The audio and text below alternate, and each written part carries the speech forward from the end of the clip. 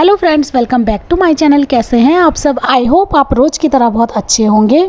दोस्तों, हमेशा की तरह आज मैं फिर से आपके लिए लेके आई हूँ बहुत ही काम की वीडियो जो आपके घर के कामों को बहुत ही ज़्यादा आसान करेगी और साथ ही साथ कुछ ऐसे घरेलू जुगाड़ जिससे आपके बेकार पड़ी हुई चीज़ों का भी अच्छे से यूज हो जाएगा और साथ में ही अपने घर के सामान को भी अच्छे से ऑर्गेनाइज करके रख सकते हैं। और घर और किचन के कुछ ऐसे छोटे छोटे टिप्स जो आपके बहुत ही ज़्यादा काम आएंगे और साथ में ही मैं ये भी बताऊंगी कि हमें बाल्टी को पजामा क्यों पहनाना चाहिए, इससे क्या क्या फायदे होते हैं। तो प्लीज़ वीडियो में एंड तक बने रहे। वीडियो जरा से भी यूजफुल लगे तो प्लीज़ लाइक, शेयर और सब्सक्राइब करें। चलिए बढ़ते हैं अपनी पहली टिप की तरफ। तो फ्रेंड्स, पहली टिप है हमारी इस तरह की सेफ्टी पिन्स को लेके। फ्रेंड्स, जब भी हम लोग कहीं बाहर घूमने जाते हैं तो साड़ी पर या और भी किसी चीज़ में हमें पिन्स की ज़रूरत होती है, लेकिन पिन्स हमें टाइम पर नहीं मिलती, हमें उसे बहुत ज़्यादा ढूंढना पड़ता है। तो एक तरीका तो ये है कि हम एक ही पिन के अंदर सारी पिन को अरेंज करके रख लें, या फिर एक इससे भी आसान दूसरा तरीका ये है कि किसी भी बेकार पड़ी हुई बैंगल्स के अंदर आप इनको अरेंज करके रख लें। हमें इनको यूज़ करना पड़े तो हम आसानी से इस बैंगल्स के अंदर से इनको निकाल लें।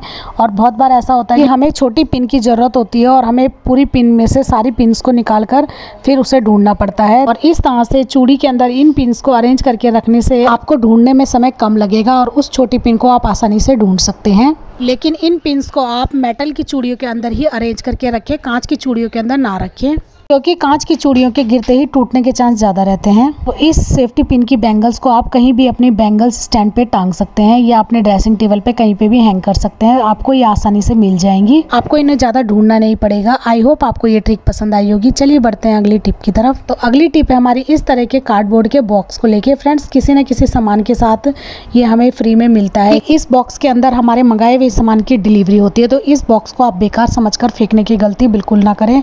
ये बॉक्स हमारा बहुत ही ज़्यादा यूज का हो सकता है। तो आइए देखते हैं कैसे। तो फ्रेंड्स, इस तरह की प्लास्टिक की बोतल हमारे पास बेकार पड़ी रहती हैं, क्योंकि ये बोतल हमारी कोल्ड ड्रिंक और पानी के साथ आती हैं, तो इन्हें भी आप ना फेंके। ये भी हमारी बहुत ज़्यादा यूज़ की होती हैं। बॉटल्स और इस बॉक्स के जरिए हम एक बहुत ही अच्छा ऑर्गेनाइज़र बनाकर तैयार करेंगे। तो फ्रेंड्स, हम क्या करेंगे कि इस बॉक्स के अंदर अपनी बोतल को इस तरह से सेट कर लेंगे कि इस बॉक्स के अंदर हमारी कितनी बोतल अच्छे से आ जाएंगी। तो ये देखिए 3 बोतलें इस बॉक्स के अंदर आ रही हैं और इस बॉक्स की जितनी गहराई तक बोतल आ रही हैं वहाँ तक हम मार्क कर लेंगे, यानी कि उतना ही हमें इसको कट करना है। तो फ्रेंड्स, आप देख सकते हैं कि तीनों ही बोतल पे मैंने मार्क कर लिया है।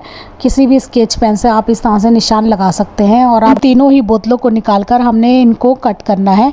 तो ये देखिए, आप देख सकते हैं कि यहाँ तक हमने इन पे निशान लगा लिया है। तो इन बोतलों को हमने पहले ही पानी से अच्छे से वॉश कर लिया था ताकि इनके अंदर की स्मेल हट जाए। और अब एक बेकार पड़े हुए चाकू को हम गैस पे अच्छे से गर्म कर लेंगे। उसके बाद हम इन प्लास्टिक बोतल को कट करेंगे। तो ये देखिए, चाकू को मैंने अच्छे से गर्म कर लिया है, क्योंकि कोल्ड ड्रिंक की जो बोतल होती है उनका प्लास्टिक थोड़ा हैवी होता है, तो इसलिए ही चाकू को हमें गर्म करना पड़ा। लेकिन जो पानी की बोतल होती है उसका प्लास्टिक इतना हैवी नहीं होता, तो आप किसी भी शार्प चाकू से उसे इजीली कट कर सकते हैं। तो ये देखिए, एक बोतल को मैंने इस तरह से निशान लगे हुए मार्क तक हमने इसको कट कर लिया है।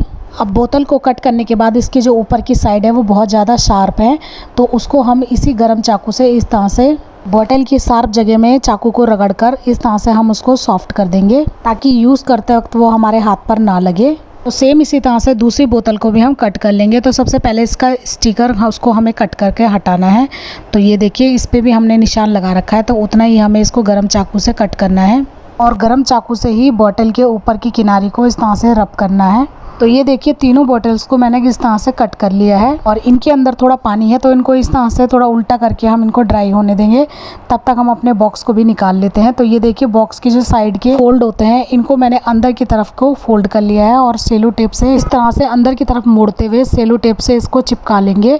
और आप चाहे तो इनको कट कर कर हटा भी सकते हैं, लेकिन अगर बोतल आपकी अच्छे से सेट नहीं हो रही, आप इन्हें कट कर सकते हैं और ऊपर की तरफ से भी हम इसे कट कर लेंगे। कट किए हुए हिस्से को भी हम बॉक्स के अंदर फिट कर देंगे। ये बॉटम की साइड से भी थिक हो जाएगा, सामान इसमें अच्छे से सेट हो जाएगा। साइड से थोड़ा एक्स्ट्रा लग रहा है, तो कैंची से हम इसे एक्स्ट्रा किनारे को भी कट करके हटा देंगे और अब ये बहुत आसानी से बॉक्स के अंदर फिट हो जाएगा। और इस बॉक्स की साइड से भी जो एक्स्ट्रा लगता है उसको हम कट कर कर हटा देंगे। तो आप देख सकते हैं एक हमारा इस तरह का बॉक्स बनकर तैयार हो गया है। और अब इसके जो साइड के फोल्ड है उनको हम स्टेपलर करके फिक्स कर देंगे। आप ग्लू गन से भी इसे कर सकते हैं या फिर फेविकोल से भी आप इन्हें चिपका सकते हैं। और अब इस बॉक्स को हम एक कलरफुल पेपर से डेकोरेटिव कर देंगे। तो आप कोई भी कलरफुल पेपर ले सकते हैं। तो मेरे पास ये एक बेकार पड़ा हुआ कलरफुल और मोटा पेपर था, तो इसी से मैं इस बॉक्स को अच्छे से कवर कर लूंगी। आप चाहे तो इस गत्ते के ऊपर कलरफुल प्रिंटेड कपड़े से भी इसको चिपका सकते हैं, उससे भी ये बहुत ही अच्छा सुंदर लगेगा। लेकिन आपको कपड़े को चिपकाने के लिए ग्लू गन का ही यूज़ करना पड़ेगा। तो मेरे पास तो ये मोटा पेपर है, तो ये ग्लू से चिपकने में इसमें टाइम लगेगा, तो इसीलिए मैं इसको फटाफट स्टेपलर करके ही दिखा रही हूँ। तो इस तरह से हम स्टेपलर से इसको इस गत्ते के ऊपर चिपका कर फिक्स कर लेंगे।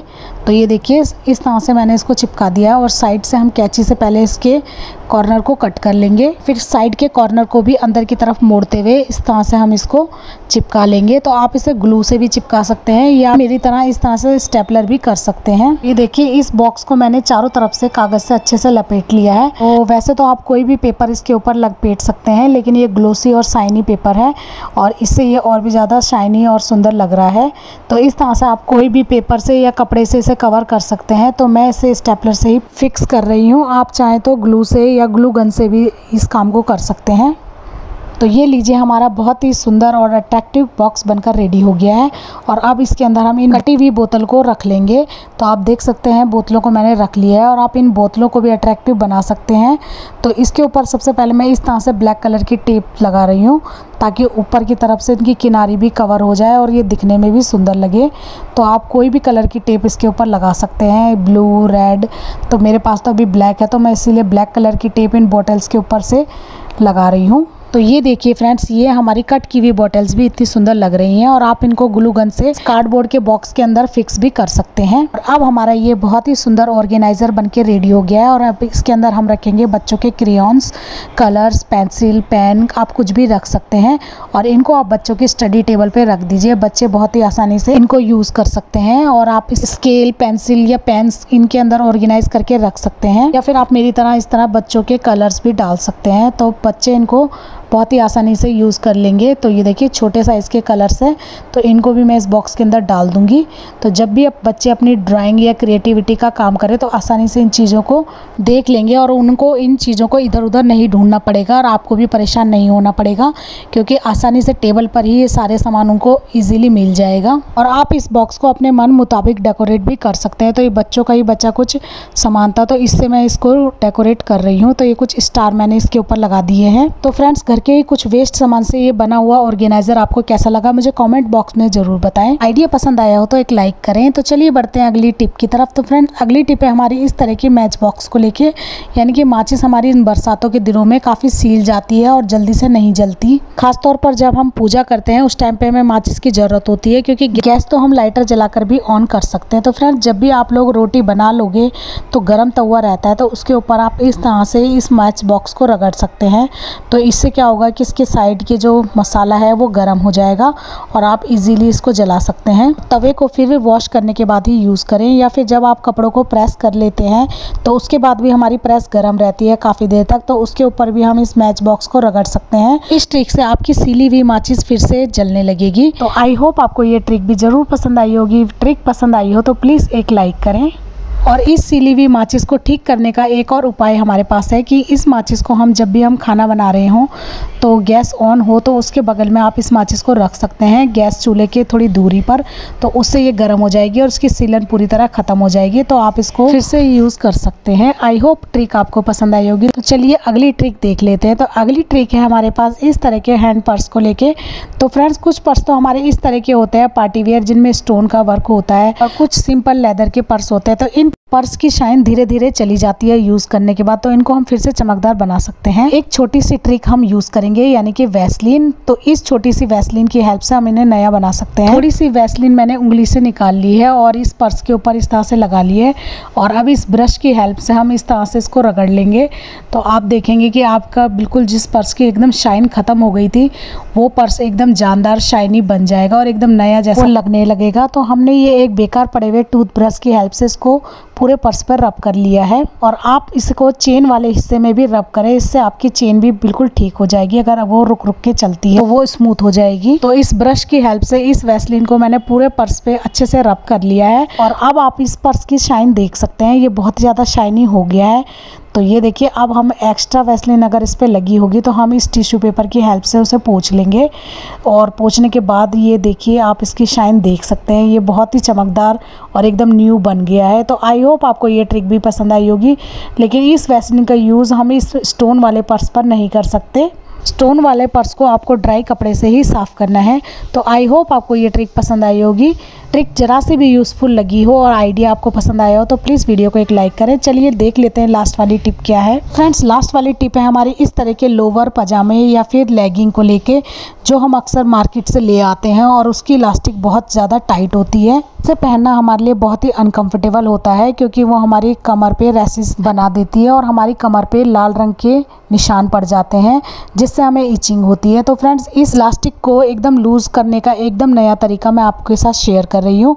हम इस पजामे का इलास्टिक को थोड़ा लूज़ करेंगे इस बाल्टी की हेल्प से। तो फ्रेंड्स, आप कोई भी बाल्टी ले सकते हैं और अब इस बाल्टी को हम उल्टा कर देंगे और उल्टा करने के बाद इस बाल्टी को हम पजामा पहनाएंगे। यानी कि जिस पजामे की इलास्टिक बहुत ज़्यादा टाइट है और कमर में उसे पहनने पर निशान बन रहे हो तो उसको हम इस ट्रिक से लूज़ कर सकते हैं। तो ये देखिए फ्रेंड्स, ये एक नाइट में पहनने के लिए लोअर मैंने अपनी बेटी के लिए लिया था और ये कमर से बहुत ज़्यादा टाइट हो रहा है। तो इसको लूज़ करने के लिए हम इसको बाल्टी के ऊपर इस तरह से पहना देंगे। बाल्टी के ऊपर चढ़ाने में थोड़ी सी प्रॉब्लम आपको होगी क्योंकि इसका इलास्टिक बहुत ज़्यादा टाइट है। तो आपको धीरे धीरे इसको बाल्टी के ऊपर चढ़ाना है और इस तरह से पूरी तरह से आप इसको बाल्टी के ऊपर चढ़ा दीजिए। तो ये देखिए, इस लोवर को मैंने इस बाल्टी के ऊपर अच्छे से चढ़ा दिया है और अब हम इसको 2-3 घंटे के लिए इसी तरह से छोड़ देंगे। और अगर आपके पास टाइम है तो आप ओवरनाइट के लिए भी इसे छोड़ सकते हैं। और उससे पहले हमें एक काम और करना है। तो हमें एक ड्रायर लेना है और इस ड्रायर को हमें ऑन करना है और ऑन करने के बाद इस ड्रायर को हमें रबड़ वाली साइड में इस तरह से ड्राई करना है। तो ड्रायर की गर्म हीट की वजह से इसकी जो रबड़ है वो थोड़ी लूज़ हो जाएगी और पहले से ही वो बाल्टी में लगने की वजह से अच्छे से खिंच भी गई है। तो ड्रायर की गर्म हीट लगाने के बाद हम इसको इसी तरह से छोड़ देंगे 2-3 घंटे के लिए। तो उसके बाद जब आप इसे निकालेंगे तो आप देखेंगे कि इसकी रबड़ काफ़ी लूज़ हो गई है और आप इसको ईजिली पहन सकते हैं। और एक ट्रिक और है कि आप इस पजामे को थोड़े गर्म पानी के अंदर डिप करके रख दें 2-3 घंटे के लिए। तो उससे भी इसकी जो रबड़ है वो धीरे धीरे लूज़ हो जाएगी क्योंकि गर्म पानी में भी जो रबड़ है वो ढीली पड़ने लगती है। तो आई होप आपको सभी टिप्स एंड ट्रिक्स बहुत ज़्यादा पसंद आई होंगी। कौन सी ट्रिक आपको सबसे ज़्यादा पसंद आई मुझे कमेंट बॉक्स में बताएं और वीडियो ज़रा से भी यूज़फुल लगे तो प्लीज़ वीडियो को लाइक, शेयर और सब्सक्राइब करें। मिलते हैं एक ऐसी यूज़फुल वीडियो के साथ, तब तक के लिए bye bye, take care and हर हर महादेव।